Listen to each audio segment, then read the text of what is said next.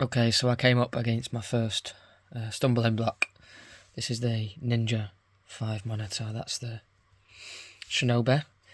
Obviously, they're completely different designs. That comes out of the casing like that, and that one's already got it attached, and it's difficult to get to the actual screen.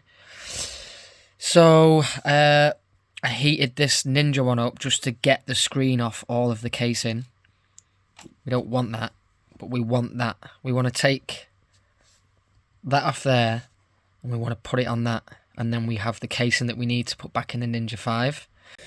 Right, so here's the situation. We've got the screens out of both the ATOMOS Ninja 5 and the Shinobi. So this is the new screen, and we basically want to attach that to that, discard those two, because that's the broken screen in the Shinobi case, and basically rebuild the Ninja 5.